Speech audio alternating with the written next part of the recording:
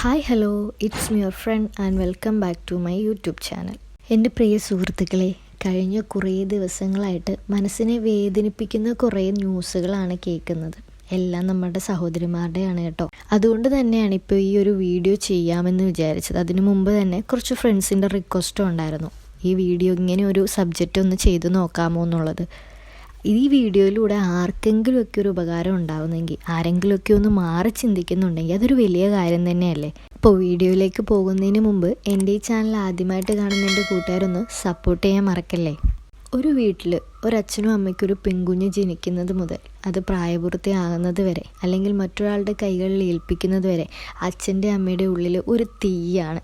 ശരിക്കും പറഞ്ഞാൽ ഇന്നത്തെ സമൂഹത്തിലെ കഴുകൻ കണ്ണുകളിൽ നിന്നും ഒരു പെൺകുഞ്ഞിനെ സംരക്ഷിക്കുക എന്ന് പറഞ്ഞത് ചെറിയ കാര്യമൊന്നുമല്ല. കാരണം നമുക്ക് ചുറ്റും നടക്കുന്ന ന്യൂസ് നമ്മൾ കാണുകയും കേൾക്കുകയും ചെയ്യുകയാണല്ലോ. ഒരു വീട്ടിലും അച്ഛനും അമ്മയ്ക്കും പെൺകുട്ടികൾ ഭാരമായിട്ടല്ല മറ്റൊരു വീട്ടിലേക്ക് പറഞ്ഞയക്കുന്നത്. അവരുടെ വാർദ്ധക്യത്തിൽ അല്ലെങ്കിൽ അവർ ഈ ലോകത്തോട് വിട പറയുന്ന സമയത്ത് തൻ്റെ മകൾ ഒറ്റപ്പെട്ടു പോവാതിരിക്കാൻ മറ്റൊരു വീട്ടിൽ അവൾക്ക് ഒരച്ഛനും അമ്മയും ഉണ്ടാകാൻ വേണ്ടിയിട്ട്, അല്ലെങ്കിൽ ഒരു സഹോദരനോ സഹോദരിയോ ഉണ്ടാവാൻ വേണ്ടിയിട്ട്, അതിലുപരി തൻ്റെ മകൾക്ക് ജീവിതാവസാനം വരെ ഒരു കൂട്ടായി, ഒരു തുണയായി, ഒരു പങ്കാളിയായി ഒരുവനുണ്ടാവാൻ വേണ്ടിയിട്ടാണ് മറ്റൊരു വീട്ടിലേക്ക് തൻ്റെ പെൺമക്കളെ അവർ പറഞ്ഞയക്കുന്നത്.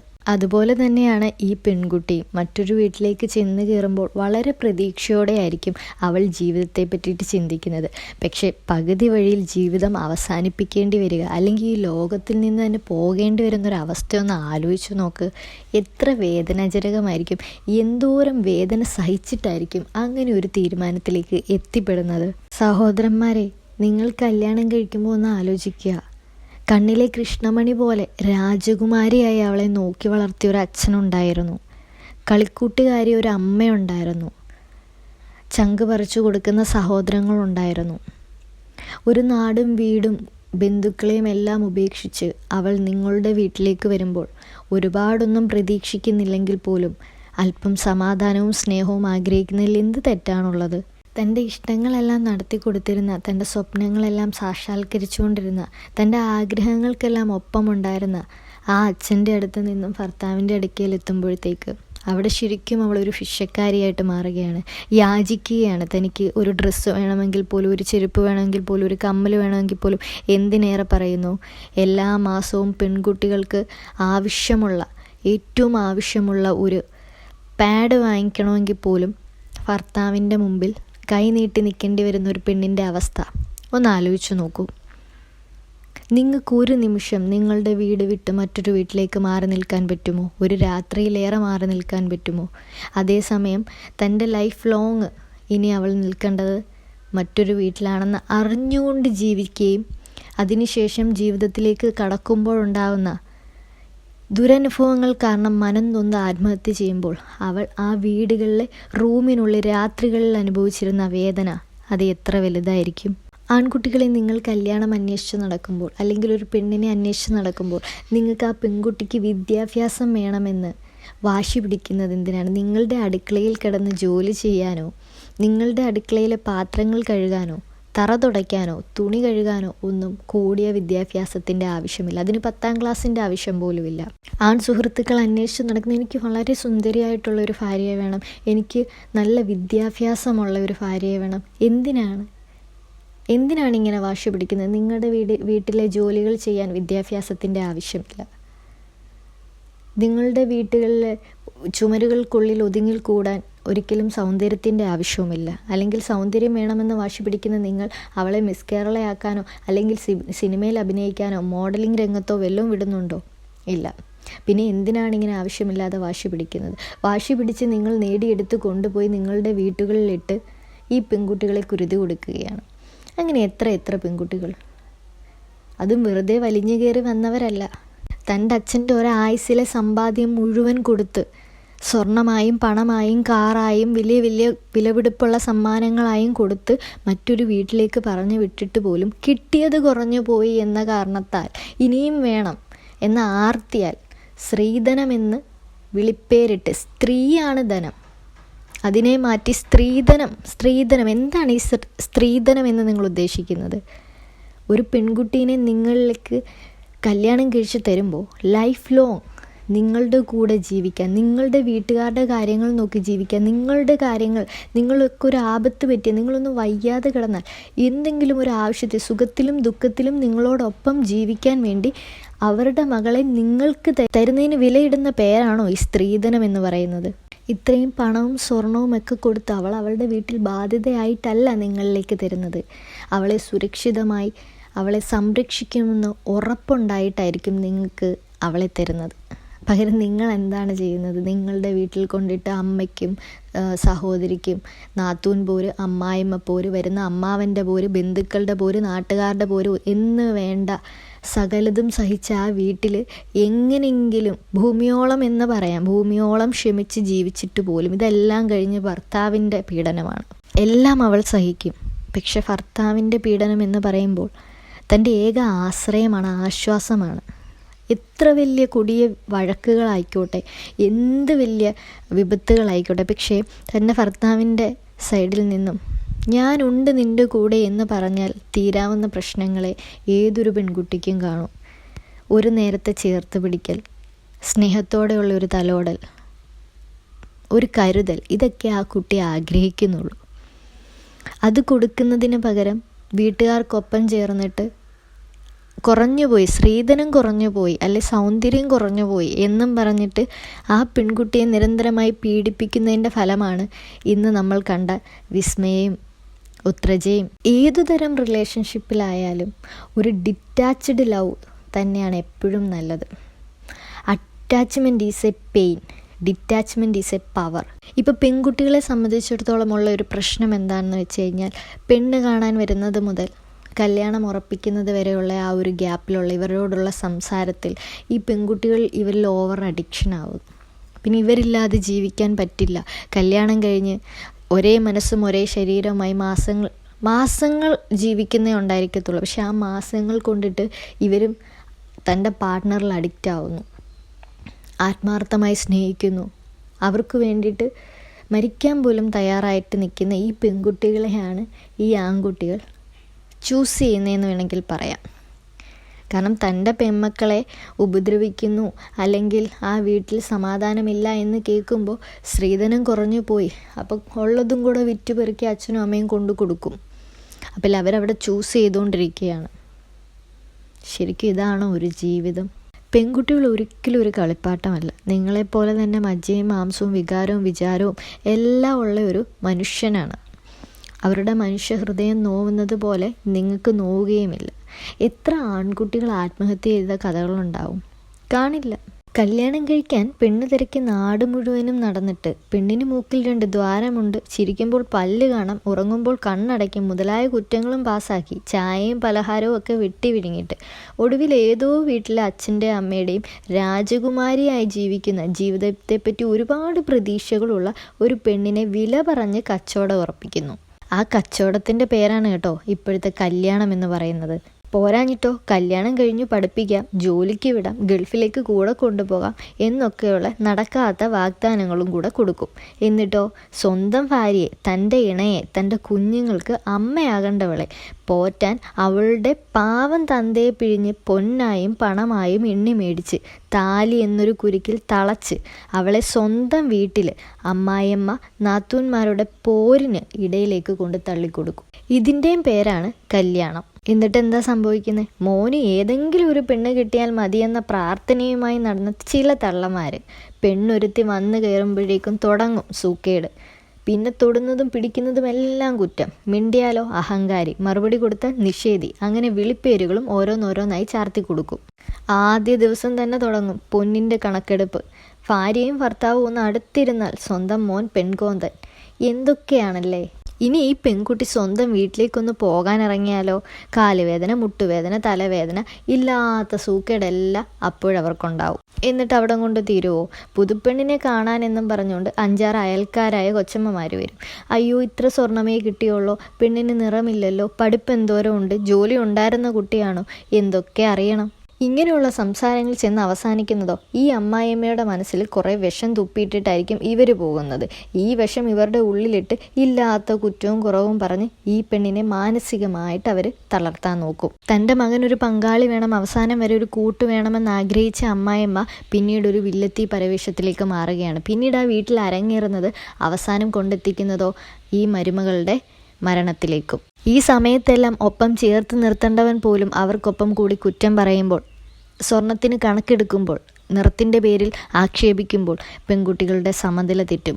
അവർ പിന്നെ എന്തിന് ജീവിക്കണമെന്നുള്ള ഒരു നിമിഷത്തെ ചിന്തയാണ് അവരെ ഈ ജീവിതത്തിൽ നിന്ന് തന്നെ പോകാൻ പ്രേരിപ്പിക്കുന്നത്. എല്ലാം സഹിച്ച് നിങ്ങൾക്ക് ഇഷ്ടമുള്ളതെല്ലാം വെച്ചു വിളമ്പി എച്ചിൽ പാത്രവും കഴുകി നിങ്ങളുടെ അടിവസ്ത്രം വരെ അലക്കി സകല പണികളും ചെയ്ത് തളർന്ന് ഒടുവിൽ കിടപ്പുമുറിയിലെ പരാക്രമണവും സഹിച്ച് ഭർത്താവ് മാത്രമാണ് ലോകമെന്ന് ജീവിക്കുന്നവരാണ് ഇന്നത്തെ ഭൂരിഭാഗം സ്ത്രീകളും.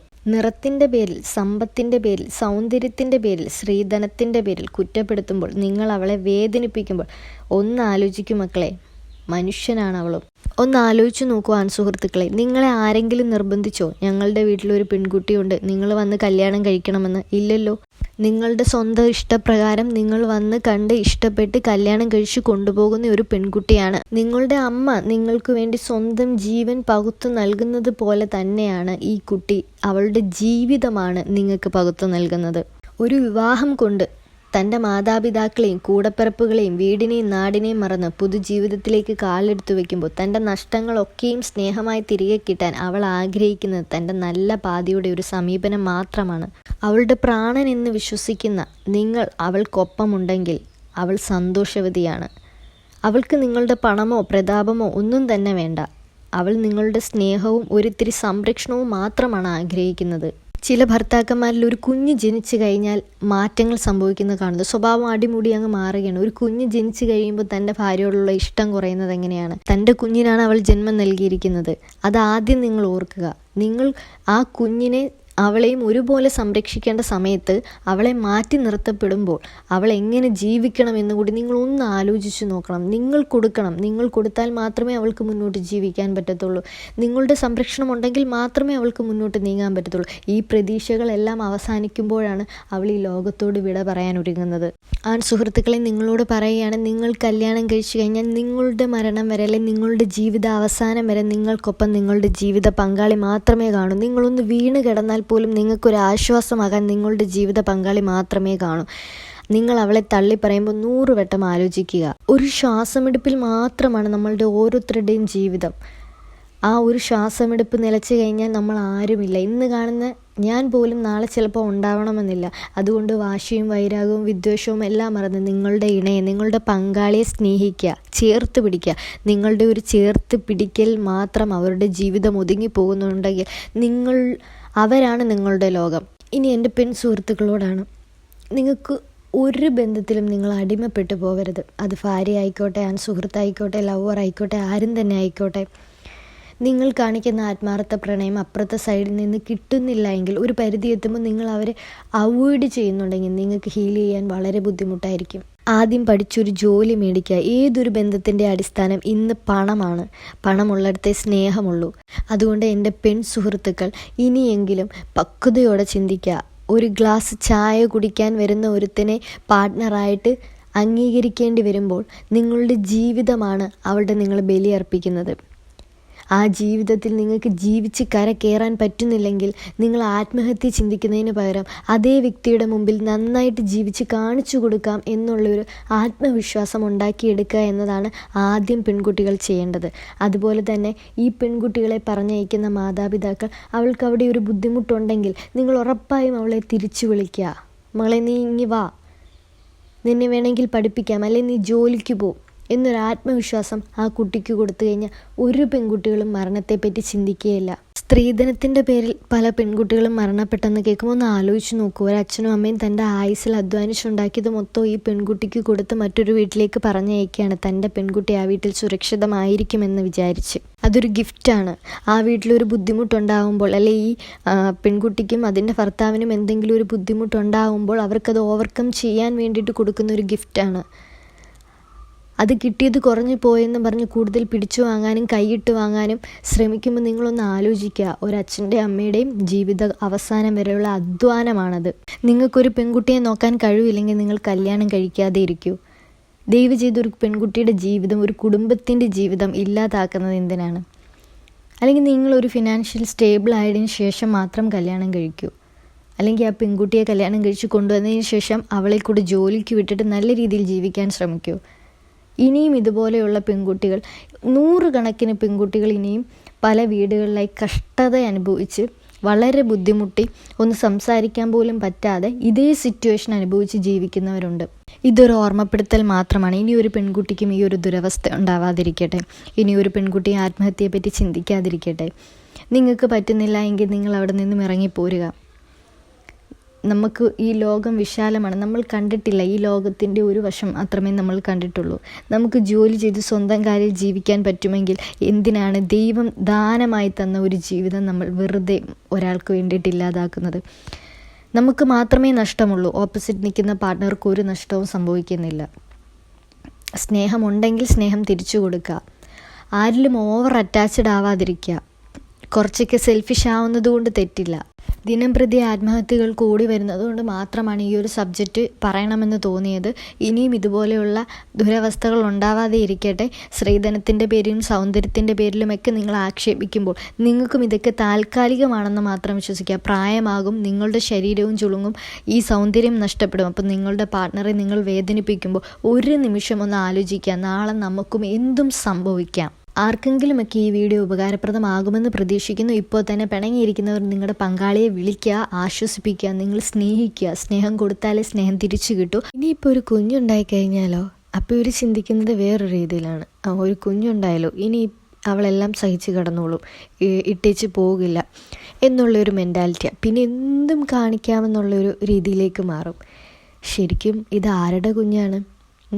നിങ്ങളുടെ ആഗ്രഹത്തിൽ, നിങ്ങളുടെ ഇഷ്ടങ്ങളിൽ ഉണ്ടായ ഒരു കുഞ്ഞാണ്. ആ കുഞ്ഞ് എന്ത് പഴിച്ചു? നല്ലൊരു അച്ഛനെയും അമ്മയും കിട്ടുമെന്ന് വിചാരിച്ച് ഭൂമിയിലേക്ക് വന്ന ആ കുഞ്ഞ് ശരിക്കും എന്ത് തെറ്റ് ചെയ്തിട്ടാണ് നിങ്ങൾ ആ കുട്ടിയോട് ഇങ്ങനെ കാണിക്കുന്നത്? ഗൾഫിൽ നിൽക്കുന്ന ഒരു ഭർത്താക്കന്മാരുടെ ടെൻഡൻസിയാണ് വിളിക്കാതിരിക്കുക, ചിലവിന് കൊടുക്കാതിരിക്കുക. ഈ ചിലവിന് കൊടുക്കാതെയൊക്കെ ഇരിക്കുമ്പോൾ നിങ്ങളൊന്ന് ആലോചിക്കണം. നിങ്ങളൊരു വീട്ടിൽ ചെന്ന് കല്യാണം കഴിച്ചിട്ട് ആ പെൺകുട്ടിയെ നിങ്ങൾക്ക് നോക്കാൻ പറ്റുന്നില്ലെങ്കിൽ നിങ്ങൾ എന്തിന് പിന്നെ ഒരു കുഞ്ഞിനും കൂടെ ജന്മം നൽകാൻ തീരുമാനമെടുത്തു? ശരിക്കും നിങ്ങളുടെ വൈരാഗ്യത്തിൽ ഇല്ലാതാവുന്നത് ഒരു കുഞ്ഞിൻ്റെ ജീവിതം കൂടിയിട്ടാണ്. ഇന്ന് കേരളത്തിലെ പല വീടുകളിലും പലതും സഹിച്ച്, എനിക്ക് തോന്നുന്നു 100-ൽ 99% സക്സസ്ഫുൾ ലൈഫല്ല. കുഞ്ഞുങ്ങൾക്ക് വേണ്ടി എല്ലാം സഹിച്ച് ജീവിക്കുന്ന പെൺകുട്ടികളാണ്. പലരും പറയുന്നൊരു ഡയലോഗാണ്, കല്യാണം കഴിച്ചു പോയില്ലേ ജീവിച്ചല്ലേ പറ്റൂ, കുഞ്ഞുണ്ടായി പോയില്ലേ നോക്കിയല്ലേ പറ്റൂ. ശരിക്കും എന്തിനാണ് ഈ സുഹൃത്തുക്കൾ കല്യാണം കഴിക്കുന്നതെന്ന് മനസ്സിലാവുന്നില്ല. അവർക്ക് സ്നേഹിക്കാൻ പറ്റുന്നില്ലെങ്കിൽ, ഉടനീളം ഭാര്യയായിക്കൊണ്ട് നടക്കാൻ പറ്റുന്നില്ലെങ്കിൽ എന്തിനാണ് ഒരു പെൺകുട്ടിയുടെ ജീവിതം നിങ്ങൾ ഇല്ലാതാക്കുന്നത്? വളരെ പ്രതീക്ഷയോടെ ആയിരിക്കും ഓരോ പെൺകുട്ടികളും പുതിയ ജീവിതത്തിലേക്ക് കാലെടുത്ത് വയ്ക്കുന്നത്. സുഹൃത്തുക്കളോട് ഞാൻ പറയുകയാണ്, നിങ്ങളൊരു വിവാഹ ബന്ധത്തിലേക്ക് കടക്കുന്നതിന് മുമ്പ് നിങ്ങൾക്കൊരു ഫിനാൻഷ്യൽ സ്റ്റേറ്റ്മെൻറ്റ് ഉണ്ടാക്കിയെടുക്കുക. നിങ്ങളുടെ അമ്മയ്ക്കും പെങ്ങൾക്കും ഇട്ട് തട്ടിക്കളിക്കാനായി നിങ്ങൾ നിങ്ങളുടെ ഭാര്യയെ വിട്ടുകൊടുക്കാതെ നിങ്ങൾ മറ്റൊരു വീട് വെച്ചിട്ട് കഴിവതും സേഫായിട്ട് അവിടെ താമസിക്കാൻ ശ്രമിക്കുക.